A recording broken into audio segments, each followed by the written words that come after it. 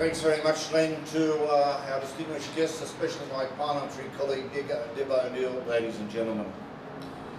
Well, firstly, say it's a pleasure to be back here at Somersby today to officially open the Ignite Energy Licella's biofuels commercial demonstration facility, and in doing so, to give a special welcome to the partners Virgin, True Energy and North Scot, with whom I have a close working relationship. I say, my friends, I was also pleased to be here in 2009.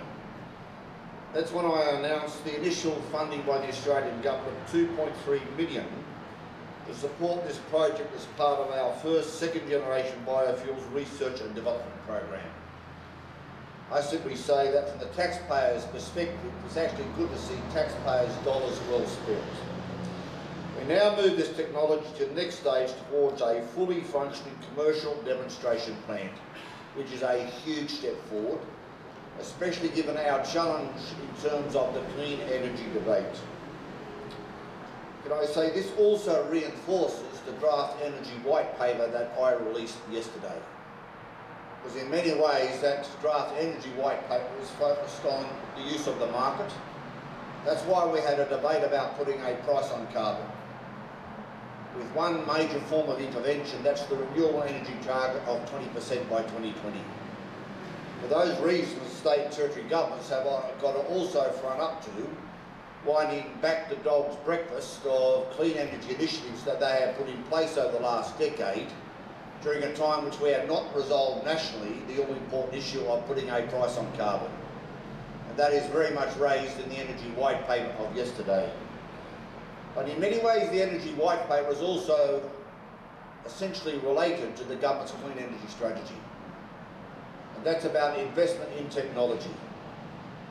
Because if we are going to make a breakthrough as a nation in reducing CO2 emissions and also creating alternative sources of fuel, the only way forward is the government in partnership with the private sector, both domestic and internationally, and our research institutions to actually invest in technology. And that's why pilot plans such as this are so central to the government strategy, that partnership between government and the private sector very strongly represented here today. And I say that what most impresses me about this technology is how we can learn of the broad interest is attracted from a variety of industry sectors. And they are all represented here today.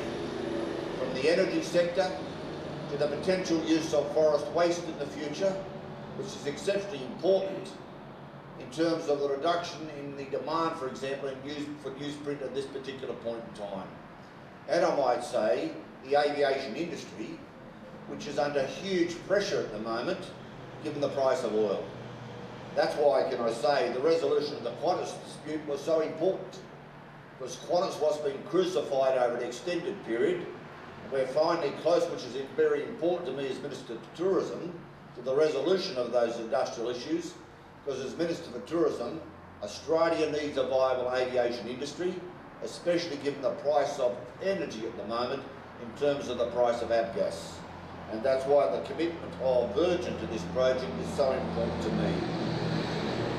I therefore very much welcome the Memorandum of Understanding between True Energy North Scot and Virgin with respect to how we can take this project forward, hopefully to the point of commercialisation, to the benefit of the investors and to the benefit of the partners.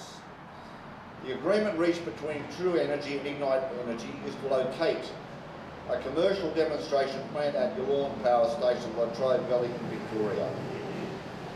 Here, hopefully, we'll be able to use Victoria's brown coal resource to produce quality liquid fuels and solid coal products.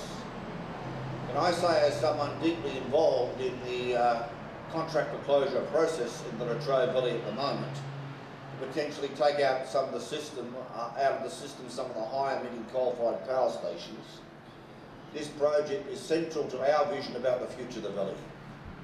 The last thing we can do is leave that huge brown coal reserve just sitting there without us investing in partnership with the Victorian government and the private sector to work out how we can realise it over time as an alternative source of energy in Australia. I also welcome that Licella and North Scot Australasia have formed a joint venture company called Licella Fibre Fuels. This new joint venture company will hold the exclusive global license to Licella's CAT-HCR technology to transform multiple biomass feedstocks, including forest residues, agricultural waste and energy crops into Bio-Crude fuel.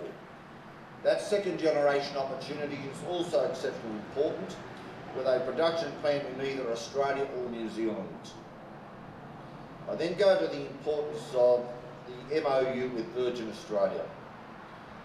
This will jointly explore the potential of the CAT-HCR technology through further testing the aviation fuel the technology produces, with the aim of supporting its certification and reaching a commercial offtake agreement.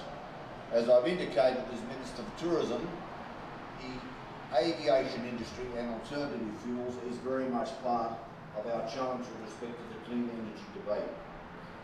So my friends, can I say that I'm keen that progress to be made on this side and also the potential investment at the Latrobe Valley. We need more and more private corporations to actually take a keen interest in the development of new technology.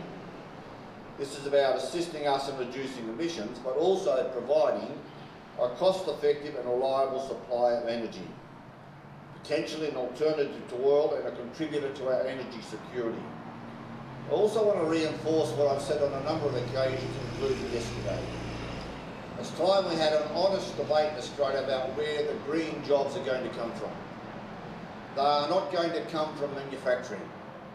They are going to come from investment in plants such as this, high-skilled jobs, not only creating solutions to our domestic challenges, but also potentially creating export opportunities from the development of technology to the long-term benefit of Australia. A prime example is the issue of lignite. The lignite in India is very much akin to the lignite in the Latrobe Valley. During my recent trip to India, they were crying out with us to try and further resource their opportunities in terms of access both to thermal and coking coal, because they have the same problems in India that we have with respect to the nature of the lignite, the high moisture content and the high emissions.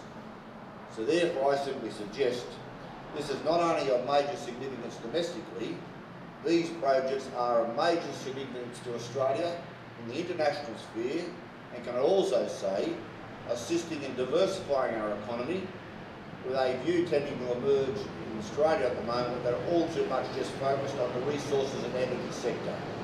This is about further locking in the diversification of our economy with a commercial demonstration facility and a proper focus on innovation and R&D in Australia.